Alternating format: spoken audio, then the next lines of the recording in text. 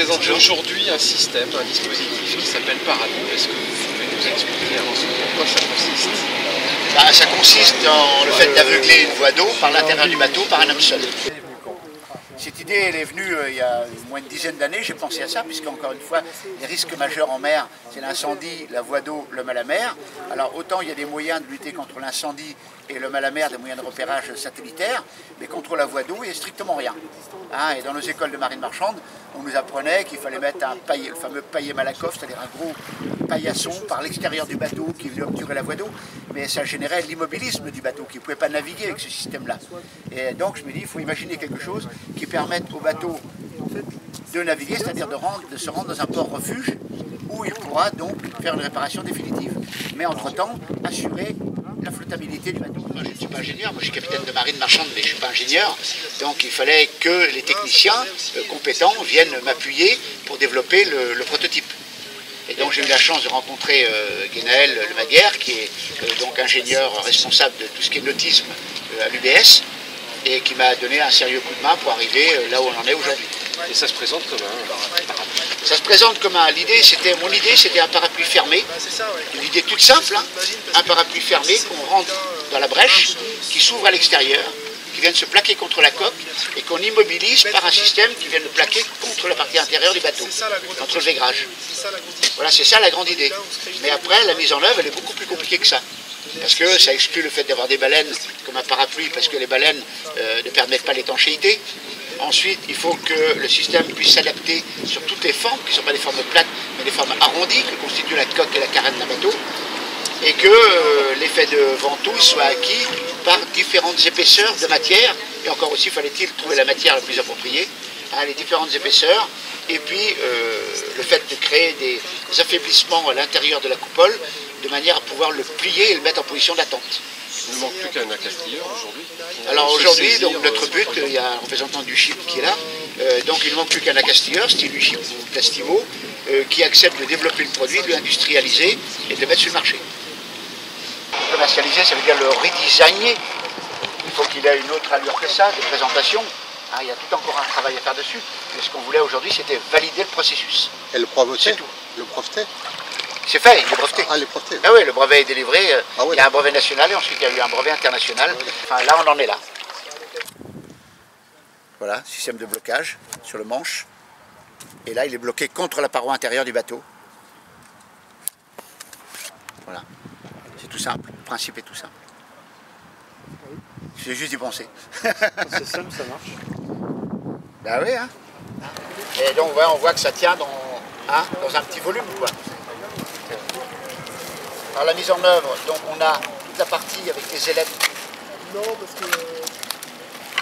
qui va venir se fixer contre la paroi intérieure. Voilà.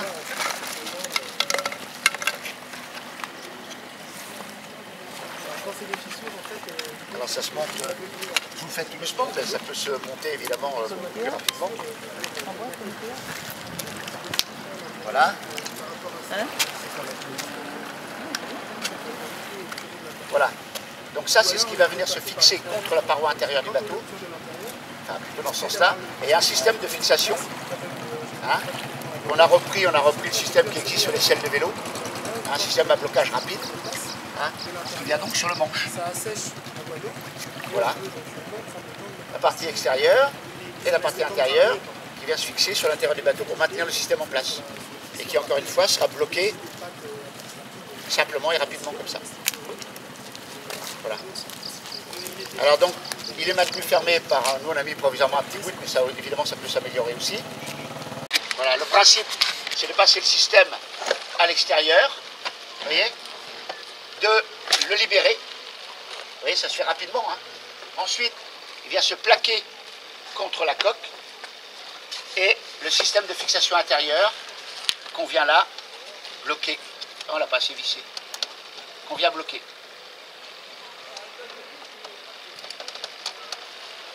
Voilà. Il se lâche un peu, ouais. Voilà donc le système en place. Et ça tient.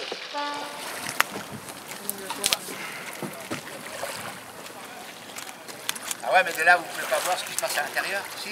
On verra s'il y a beaucoup d'eau qui rentre ou pas. Ah, regardez, l'eau rentre pas. Hein, je ne sais pas si vous pouvez le voir de là. Mais... là, ça doit... Je vais mettre de ce côté-là. Tu vois, on a quand même aveuglé la voie d'eau. Montre que tu as le sourire.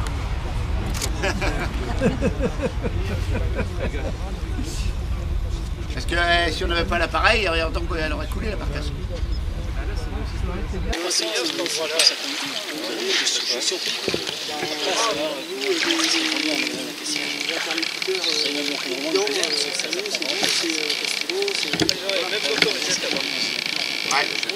Ouais, s'il y a le projet, on va capable. On développe souvent à partir de...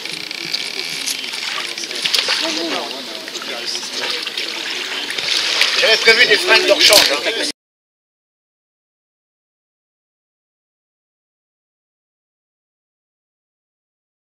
C'était quoi la difficulté? On arrive à obturer une voie d'eau avec le design et les matériaux qu'on avait fait. Par contre, je ne peux pas le plier, quoi. Donc il a fallu ensuite travailler sur la deuxième fonction qui était de pouvoir plier tout ça pour le passer à l'intérieur du trou et que malgré tout ça se déploie rapidement. Donc en fait la difficulté c'est de travailler sur la forme, sur les épaisseurs et sur le matériau pour que d'une part ça soit suffisamment souple et élastique pour se plier et se déployer et qu'une fois en place ça soit suffisamment rigide en fait pour venir se caler avec l'autre partie qui est l'écrou à l'intérieur. Parce qu'on n'est pas sur un système de ventouse. Comme il y a un trou de ce côté-là, du côté coque, il n'y a pas de vide qui se crée. C'est juste la déformation mécanique de la coupole qui fait qu'elle vient tenir en place. Donc trop molle, pas assez souple, elle part dans l'autre sens, donc elle n'obtient rien. Et puis trop rigide, on ne peut pas la plier. Donc tout le compromis était à trouver. Et ce qu'on a sur ce dispositif-là aussi, qu'on n'a pas fait sur celui-là, c'est qu'on imagine... alors, pour l'instant, on rentre tout ça dans un... On a mis ça dans un sac plastique pour montrer que l'ensemble devait avoir un encombrement qui est très, très faible. On imagine que cette partie-là du dispositif, pliée, est plutôt dans un étui qui va protéger la coupole au moment où on passe, parce que là le trou il est assez net, mais quand on casse du composite, c'est plutôt tranchant. Et que en avant du dispositif, on est ce qu'on appelle un bélier là, de cette forme-là, grosso modo, pour pouvoir forcer le passage du dispositif avec un étui qui est libérable et qui vient protéger la coupole. Mais bon, on est quand même sur un matériau qui résiste très bien au déchirement, donc ça ne doit pas poser trop de problèmes. Polymère.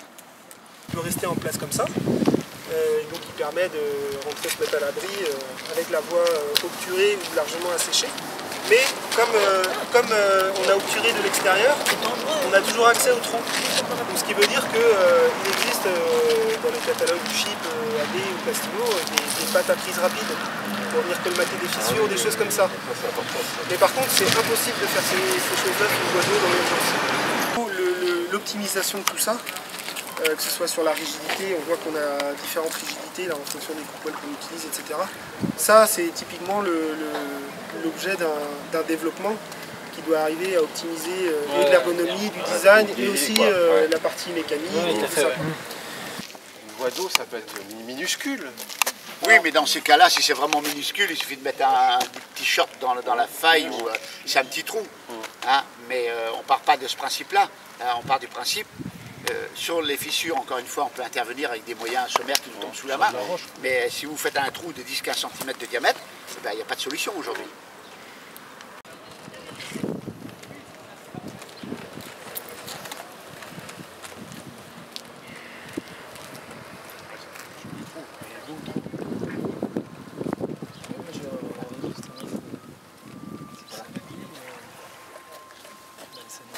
Ben voilà, en position d'attente, en position de repos, il sera comme ça. Évidemment, encore une fois, comme disait Gaël, là on est à l'état de prototype. Hein. Ça nécessite évidemment d'être amélioré, d'être mis en valeur pour la commercialisation. Hein. Il y a des phases qui sont à venir derrière. Mais aujourd'hui, nous, on est là pour démontrer l'efficacité, hein, sans rentrer dans un produit final avec le design qui va avec pour la commercialisation. Hein. Donc on va recommencer. Si vous voulez filmer la démonstration. Voilà, on a fait un trou, on n'a pas de bol, hein, on s'est foutu dans les cailloux. On a fait un trou, donc voilà, on va passer l'appareil à l'extérieur. on va le libérer et venir obturer. Ouais, ça se fait en quelques secondes. Et ça, eh ben, ça vient donc à l'intérieur pour se plaquer contre le vaigrage, c'est-à-dire l'aménagement intérieur. Et hop, regardez, c'est bloqué. Ah, tu l'as pas vissé? Tu le tiens? Alors moi, la première remarque que je me suis faite, c'est que je me dis qu'il faudrait avoir un cordage au bout de la tige pour si jamais on a besoin de pousser fortement l'équipement dans le trou, pour pas qu'il s'échappe, pour pouvoir le retenir. Voilà la première réflexion que je me suis faite. Et après, sur la mise en œuvre est hyper simple et rapide. L'idée est bonne et le produit est bien conçu. Il faut peut-être un peu simplifier la mise en place des 3 bras. Et le système de verrouillage en lui-même est rapide. La mise en place des 3 bras, quand on est dans l'urgence, c'est peut-être un peu compliqué. Ça peut pas être articulé? Un système articulé ou quelque chose comme Voilà, ça, quoi. ce qu'on a décidé aussi. Ouais. Les coques en forme sans virure, sans redans, sans bouchin, le produit va trouver son application sans problème. Il peut être complémentaire d'autres produits déjà existants qui permettront de colmater la fissure définitivement. Je disais, ce qui est quelque part surprenant, et on pose souvent la question, enfin sur une idée aussi simple, comment peut-on déposer un brevet international? C'est vrai, on peut se poser la question. Eh bien, pourtant, ça existe. Personne n'a pensé, jusqu'à maintenant, personne n'a imaginé qu'on pouvait mettre un système comme ça en place pour aveugler une voie d'eau. Et j'étais moi-même étonné. Quand j'ai déposé à l'INPI de Rennes, évidemment, il y a un premier filtre à Rennes, à l'INPI, ensuite il y a un deuxième filtre à Paris pour le brevet national. Il est passé aux 2 filtres. Et ensuite, le directeur Thierry Lucas, le directeur de l'INPI de Rennes, me dit, mais il faut essayer de le proposer à l'international. Je dis, mais enfin, on n'a aucune chance à l'international. Il doit bien exister des antériorités ou des modèles qui viendront en concurrence. Il n'y a pas du tout. Le dossier a été envoyé à Genève pour étude, parce que c'est là le centre international, et il a été validé. Incroyable, hein? Mais c'est comme ça. Bravo. Et c'est vrai que, comme me disait quelqu'un, là, me disait, ou Christian, je ne sais plus, me disait, c'est vrai qu'au concours Lépine, on voit passer des fois des brevets qui partent d'idées simples, mais qui n'ont jamais été transposées dans la réalité. Et souvent, c'est voilà, enfin là, on en est là.